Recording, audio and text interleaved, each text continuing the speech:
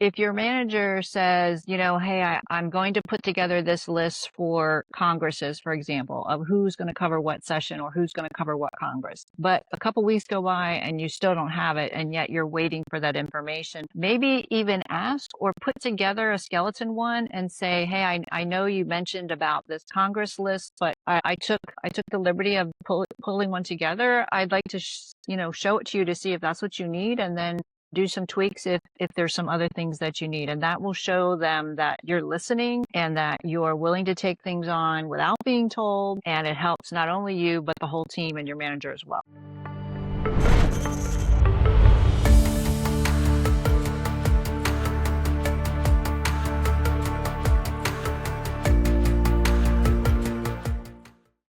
Hello and welcome to the Pharmaverse Podcast powered by Inside MSL. I'm your host, Michael Pietrack.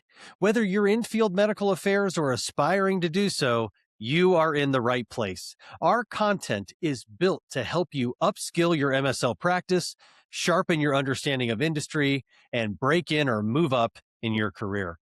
You just heard a clip from Kathleen Frezza, PharmD. She spent over 20 years in field medical affairs as an MSL manager, and scientific director. She's going to share 4 secrets about how to be an exceeds expectations MSL, which will position you for higher bonuses and career opportunities. So take notes, but more importantly, put these strategies into practice. Kathleen Frezza, welcome to the Pharmaverse. Hi, Michael. I'm glad to be able to sit here and have a conversation with you.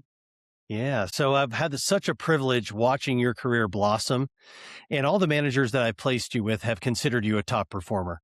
So can you share with us some of your secrets to your success?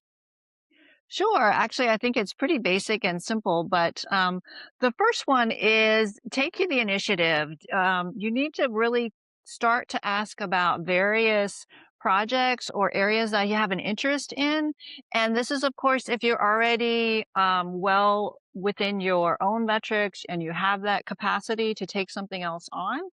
And just ask about, hey, what are some opportunities that I could maybe get into? So it could be MSL training, it could be sales training, it could be working with the speaker bureau. But what I found in my career is that when I had the opportunity somewhere later down the line, it was great to be able to say, yes, I have experience with that. I've done that. I've worked with that. I'm really comfortable with it. So I tried to really never pass on an opportunity that came my way to get a new experience. I liked your point about, hey, make sure, all your metrics are tight and good, because then if you ask too soon, it could be a negative, right? I agree. Make sure everything is in line, really above board. You're handling all of your bread and butter day-to-day activities very well, and you have demonstrated that you can do that and will continue to be able to do that. And then be able to take on, one thing at a time. Don't get yourself involved in too many things at one time, because you want to basically be able to shine in whatever new experience you're taking on. Yeah.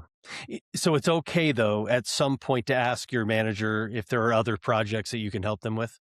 I think once you've demonstrated and your line manager has clearly shown to you as well that they view you as someone very capable and competent.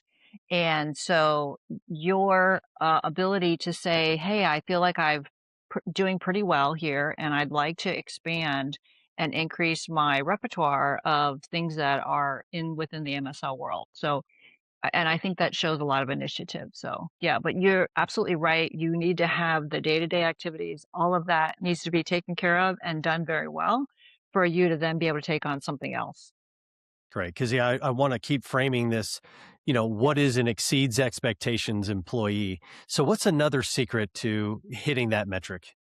So along those lines of what you want, but you want to make these things known to your line manager. So whether you put it in your plan for the year, and I know that sounds a little bit kind of scary because it's like it's all right, it's carved in stone, but generally it's not. So in your performance plan, there's usually you can edit all the way up through until the very final copy. Oh, At the end of the year or even the next year. But it's a good reminder, or however else you want to have little ways of reminding, like, hey, these are opportunities I'm looking for. So just don't be a pest, but occasionally and at your check-ins, ask your line manager, like, hey, I'm interested in working, for example, with medical communications. Is there any way for me to maybe have a little project on the side or at least observe or can I reach out to those folks on my own? So that's another way is don't rely on your manager to do that. Say, hey, are there certain people that maybe I could just reach out on my own and say I have an interest and I'd like to learn more. So But don't do that without them knowing, right? That would be going I rogue. I would definitely check with them first to say yes. You can mention in your email if your manager is not going to connect you via email. I've spoken with my manager and they suggested I reach out to you to see if maybe you have any areas that I could learn from. So yes, Yeah, they want to be in the know, definitely. that's great. All right. So, staying on the exceeds expectations, what's a third strategy that someone can deploy?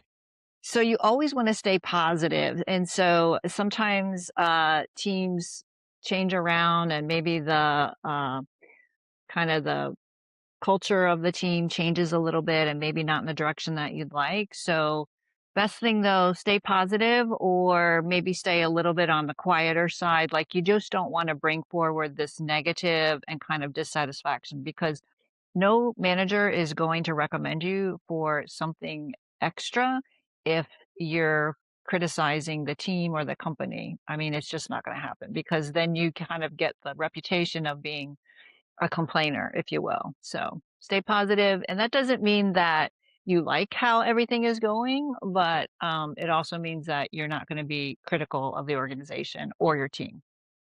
Yeah. You bring up 2 points in your last 2 comments that made me think about the expression, the squeaky wheel gets the grease.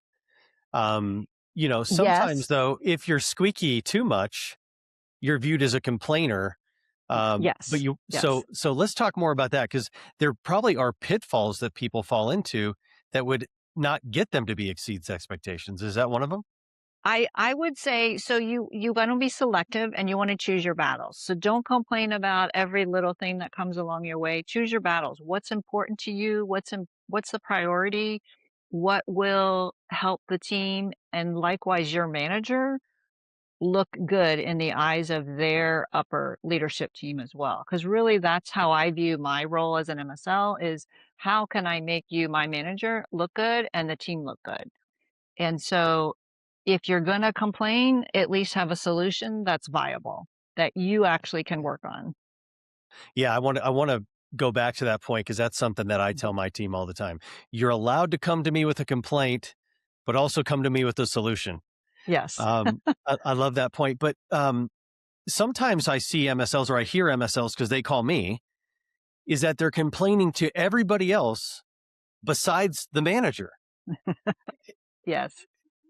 Yeah, sometimes it can be you don't want to get that reputation. So I would say there's safety in numbers sometimes. So if you have colleagues on your team that feel the same way, bring it forward as a solution. Like, hey, we noticed that this particular process is very time consuming and redundant.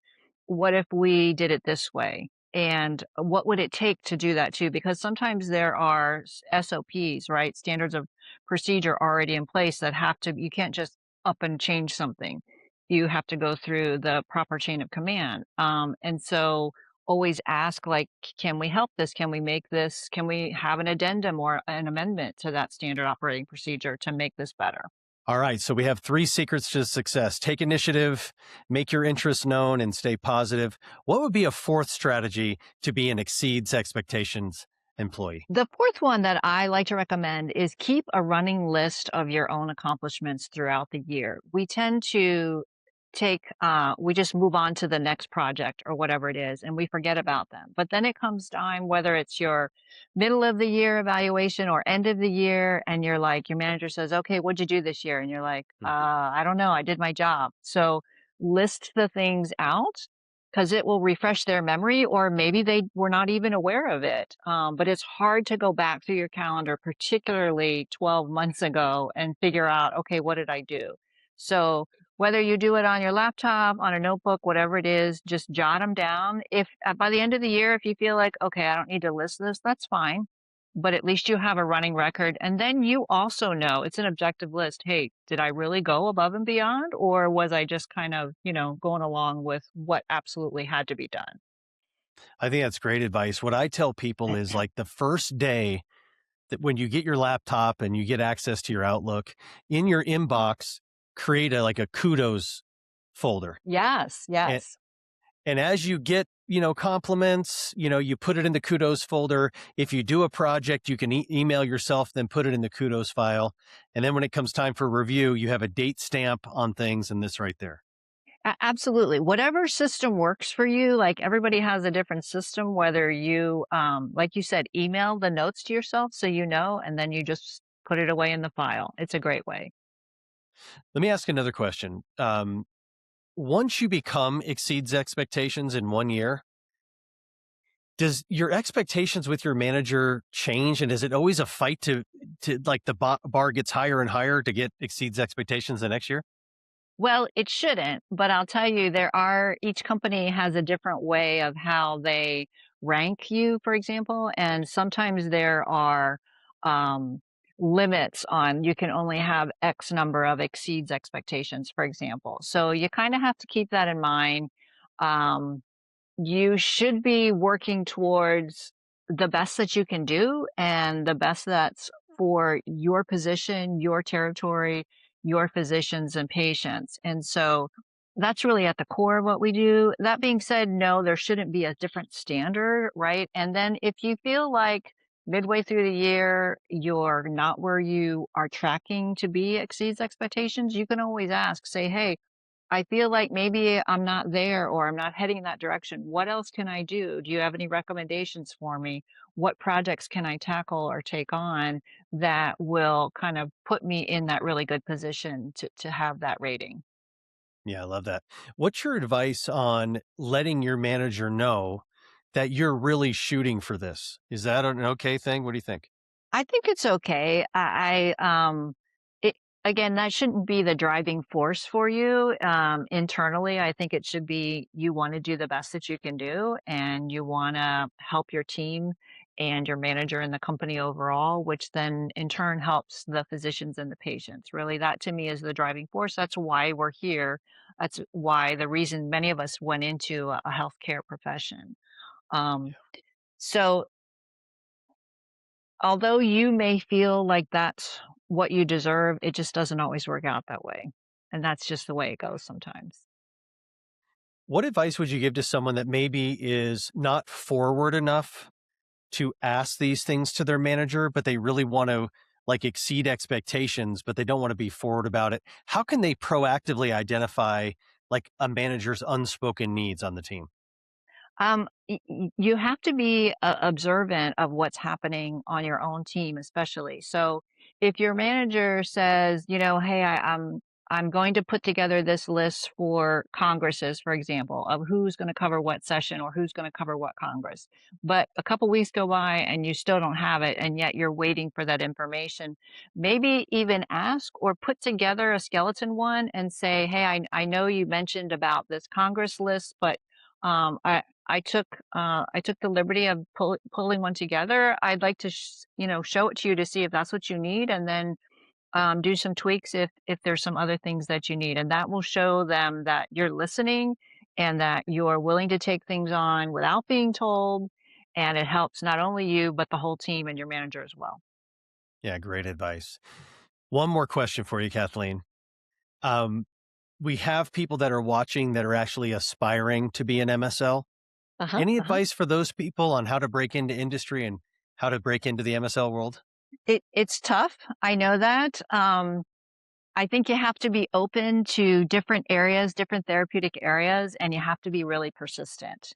So don't just pass on an opportunity because it's not your area of expertise. If it's close and it's an area of interest and you have a great passion for it, go for it. You also have to be open to um, kind of consulting jobs, if you will. So they're not as great as being directly employed, but it can get you the experience that very often is need where they'll say, "Hey, I need you to have experience." Well, how do I get it, right? So if you can take a contracting job, you at least can get some of that experience. It's very time consuming as a manager to have to train someone brand new from academia, from the non-MSL world. And so that's why they really want somebody with even a year of experience. It's a big help. Yeah, that makes a lot of sense.